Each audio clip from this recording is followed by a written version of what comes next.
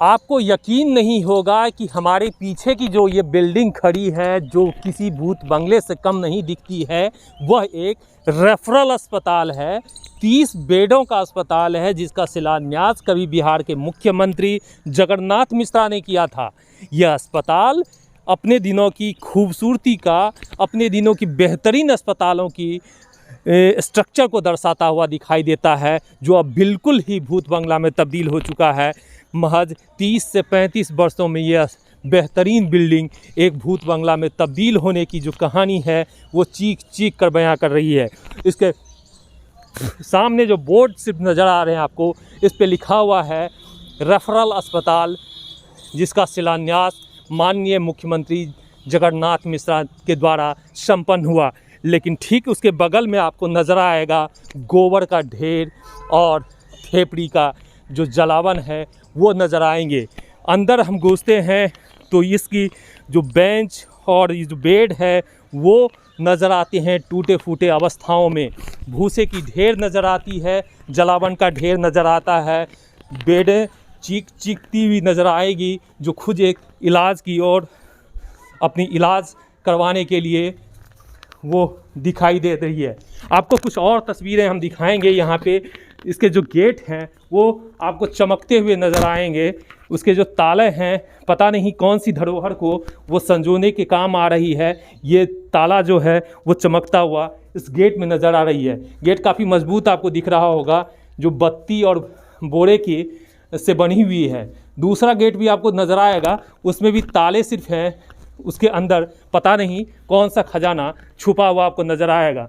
हम अस्पताल के अंदर का कुछ दृश्य आपको दिखाएंगे, जिसे देखकर आप दर्द से कराहते हुए इस अस्पताल को देख पाएंगे कि किस तरह से यह दर्द से करा रहा अस्पताल है। नीचे आप पानी की बोतलें देख रहे हैं। आज जो अस्पतालों में लोग दवाइयों के लिए त्राहिमाम मचा हुआ है, ऑक्सीजन के लिए त्राहिमाम मचा हुआ है, लेकिन इस रेफरल अस्पताल में लाखों की दवाइयाँ, सुइयाँ, बेड सारे एक कबाड़ के रूप में फेंके हुए नज़र आएंगे। ये लाखों करोड़ों की दवाइयाँ हैं। पूरे जो अस्पताल का जो मकान है, उसमें आपको ये सिर्फ दवाइयाँ ही दवाइयाँ आपको नज़र आ रही है। इस दूसरे रूम में सिर्फ सुइयाँ ही सुइयाँ नज़र आती है, सिर्फ सुई है। जितनी भी सुई है, जो एंटीबायोटिक सुई है, कॉस्टली दवाइयाँ हैं, वो सिर्फ यहाँ पे नज़र आ रही है, जो पूरी तरह से कबाड़ बन चुकी है, टूट चुकी है, ध्वस्त हो चुके हैं। और इस पूरे बिल्डिंग में ये लाखों करोड़ों की दवाइयों को बिल्कुल ध्वस्त कर दिया गया है। ब्लीचिंग फेंकी हुई है, दवाइयाँ हर जगह बिखेरी हुई है, जो किसी मरीज़ के काम आ सकती है। ये जो हाथ सफाई करने वाली, जो आज के दिन सैनिटाइज़र के लिए लोग ढूंढते हैं, सैनिटाइज़र कैसे मिलेगा, यहाँ पे आपको देख सकते हैं सैनिटाइज़र की जो बोतलें हैं वो कैसे फेंकी हुई नज़र आ रही हैं। सैकड़ों की संख्या में ब्लड प्रेशर नापने की जो मशीनें हैं वो टूटी हुई आपको नज़र आएगी।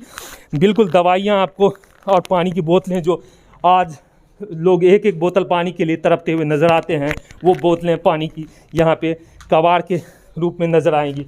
ये आप देख सकते हैं कि किसी डीप फ्रीज़र जो है, जिसमें कि दवाइयों को ठंडा रखा जाता है, ये बिल्कुल फेंके हुए नज़र आएंगे। जैसे जैसे बिल्डिंग पुरानी होती गई, डॉक्टर जितने भी थे वो यहाँ पे अपने अपने आशियाने छोड़ते हुए नज़र आए, छोड़ के चले गए। और जो कभी 30 बेड का जो रेफरल अस्पताल हुआ करता था, वह महज PSC में सिमट कर रह गया और ये अस्पताल पूरी तरह से बंद हो गई। हालांकि जब निजी अस्पतालों को आप देखेंगे तो 30 से 40 वर्ष होने के बाद भी उस अस्पताल की खूबसूरती लगातार बढ़ते जाती है, जबकि सरकारी अस्पतालों में बिल्कुल ऐसा नहीं होता है। जैसे जैसे वो पुराने होते हैं, वो टूटते हुए जाते हैं। कई कमरे हैं, हमने ऊपर की बिल्डिंग और नीचे की बिल्डिंग दोनों ही देखा। बहुत ही आलीशान किसी समय में हुआ करता था। ऊपर में भी देखिए दवाइयों का जो भंडार है, यहाँ भी सुइयाँ और दवाइयाँ ढेरों की संख्या में आपको नज़र आएगा, जिसका कि कीमत लगाना बहुत ही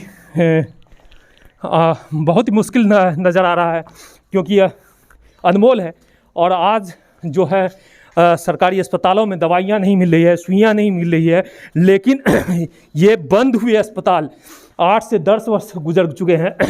सारे जो अस्पताल के जितने भी कमरे हैं सबके दरवाजे गायब हो चुके हैं। सब सारे दरवाजे टूटे हुए आपको नज़र आएंगे। आपको एक भी दरवाज़ा यहाँ पर जो है वो आपको नज़र नहीं आएगा अस्पताल में।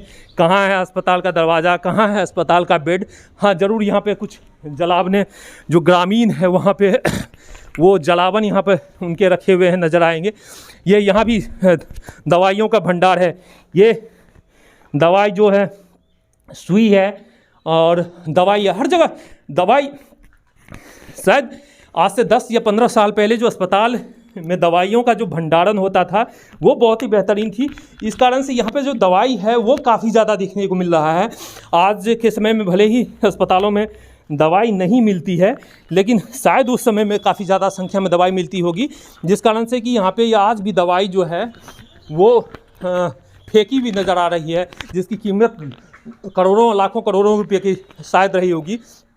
ये बेहतरीन रैक है वो टूटा हुआ आपको नज़र आ रहा है, लेकिन दरवाजे गायब हैं। शायद कोई उखाड़ करके यहाँ से ले गया होगा। यहाँ पे दरवाजे नज़र नहीं आ रहे हैं। अंदर में कुछ और जलावन की तस्वीर यहाँ पर देखिए किस तरह से लोग अस्पताल में जलावन रखे हुए हैं। यहाँ पे बोरियों में भर भर करके जलावन है। यहाँ पे आप देख सकते हैं कि किस तरह से बोरियों में भर करके जलावन रखे हुए हैं। दूसरे साइड भी हम आपको ले चलते हैं। अस्पताल का पूरा नज़ारा हम आपको दिखाते हैं कि किस तरह से यहाँ पे सिर्फ जलावन, भंगार, कवाड़ी वो सिर्फ नज़र आता है। यहाँ पे देखिए ये राहड़ का जो जलावन, ये डंटल है वो है, सरसों का रैंची का डंटल है वो आपको यहाँ पे नज़र आएगा। यानी पूरे अस्पताल में लगभग 30 बेड का ये अस्पताल है। 30 से 40 से ऊपर कमरे यहाँ पे हैं। 40 से 45 कमरे यहाँ पे नज़र आते हैं आपको, लेकिन किसी भी कमरे का जो दरवाज़ा है वो आपको एक भी दरवाज़ा नज़र नहीं आएगा। अस्पताल चूँकि पूरा टूट चुका है और सरकार अभी नए अस्पताल बनाने की योजना बना रही है। नया अस्पताल बन भी रहा है, हम वो अस्पताल भी आपको दिखाएंगे कि नया अस्पताल बन रहा है। लेकिन महज 30 से 35 वर्ष में एक अस्पताल किस तरह से कबाड़ में तब्दील हो जाता है, किस तरह से टूट करके बिखर जाता है, ये अस्पताल की कहानी है। यानी एक मुख्यमंत्री गया, दूसरा मुख्यमंत्री आते ही जो पुराने वाले मुख्यमंत्री हैं उनके कामों को किस तरह से समाप्त कर देते हैं। भले ही वो जनता का भलाई के लिए बना हुआ हो, चाहे वो लोगों को फ़ायदा पहुंचाने वाला बना हुआ हो, लेकिन वो पूरी तरह से ध्वस्त हो जाता है। और नीतीश जी की गुड गवर्नेंस की बातें आती हैं। नीतीश कुमार जी हमेशा कहती हैं कि हम गुड गवर्नेंस देते हैं, हम बेहतरीन स्वास्थ्य व्यवस्थाएं देती हैं। वो हमेशा अपनी भाषणों में स्वास्थ्य व्यवस्था, गुड गवर्नेंस की बात करते रहते हैं। लेकिन इस अस्पताल को देखने से लगता है पिछले 8 से 10 वर्षों में ये अस्पताल बंद हुआ है। यानी कि नीतीश कुमार के शासनकाल में ये अस्पताल बंद हुआ है। और ये बहुत बड़ा सवाल है। जब आज कोरोना के समय में अस्पतालों की ज़रूरत है तो सरकार कह रही है कि अस्पताल बनाए जाएंगे, अस्पताल बनेंगे, उसमें समय लगेगी, लेकिन ये अस्पताल किस तरह से ध्वस्त हो गए। और पिछले 1 वर्ष में इसको रिपेयरिंग किया जा सकता था, काम चलाओ बनाया जा सकता था, इसको चलाया जा सकता था, लेकिन उसके बावजूद इस अस्पताल को न रिपेयरिंग की गई, न इसके ऊपर देखा गया। आखिर इतने दवाई का जो वेस्ट किया गया है, ख़राब किया गया है, उस दवाई का जो है जवाबदेही कौन लेगा।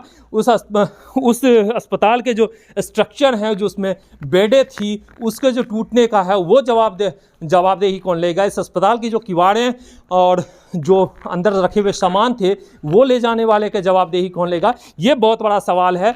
अभी हम यहाँ पे ज़रूर पदाधिकारी यदि कोई मिलते हैं तो उनसे बात करने का प्रयत्न करेंगे कि आखिर इस अस्पताल को इस भूत बंगले में तब्दील करने के पीछे वजह क्या रही। आखिर क्यों यह भूत बंगला महज 30 से 40 वर्षों में भूत बंगला में, यह अस्पताल भूत बंगला में तब्दील हो गया। हमारे साथ में सहयोग कर रहे हैं अजय धारी सिंह, मैं हूं अभिषेक कुमार झा, मधुबनी।